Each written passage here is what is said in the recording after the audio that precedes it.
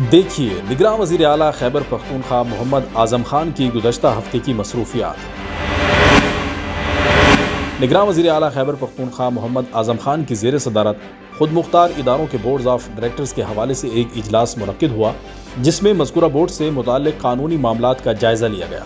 اجلاس میں provincial housing authority board کے معاملات بالخصوص اتھارٹی بورڈ کے 34ویں اجلاس میں کیے گئے فیصلوں کا تفصیلی جائزہ لیا گیا۔ نگراں وزیر اعلیٰ محمد اعظم خان نے اجلاس سے خطاب کرتے ہوئے کہا کہ نگراں صوبائی حکومت اپنے محدود اختیارات کے اندر رہتے ہوئے صوبے کے عوام کی فلاح و بہبود کے لیے اقدامات اٹھائے گی اور مکمل نیک نیتی کے ساتھ حکومتی معاملات چلائے گی۔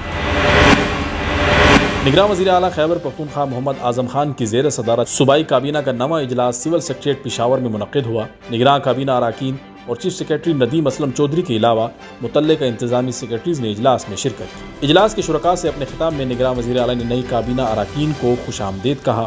نگراں حکومت کے آئینی اور قانونی اختیارات کا تذکرہ کرتے ہوئے وزیر اعلیٰ نے کہا کہ آئین اور الیکشن کمیشن ایکٹ میں نگراں حکومت کا مینڈیٹ واضح ہے۔ نگراں صوبائی حکومت اپنی آئینی اور قانونی ذمہ داریوں تک محدود رہے گی۔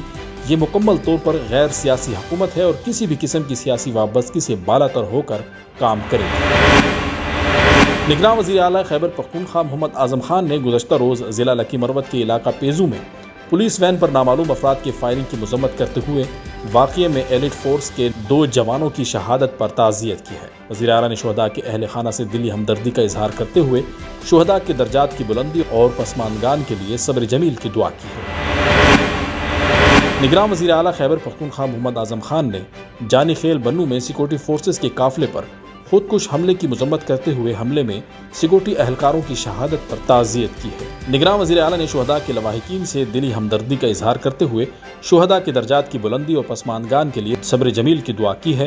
وزیر اعلیٰ نے حملے میں زخمی اہلکاروں کی جلد صحتیابی کے لیے بھی نیک خواہشات کا اظہار کیا ہے اور کہا ہے کہ اس طرح کے واقعات سے سیکورٹی فورسز کے حوصلے پست نہیں ہوں گے۔ ملک سے دہشت گردی کے خاتمے کے لیے سیکورٹی فورسز نے لازوال قربانیاں دی ہیں اور دہشت گردی کے خلاف جنگ میں پوری قوم سیکورٹی فورسز کے ساتھ ہے۔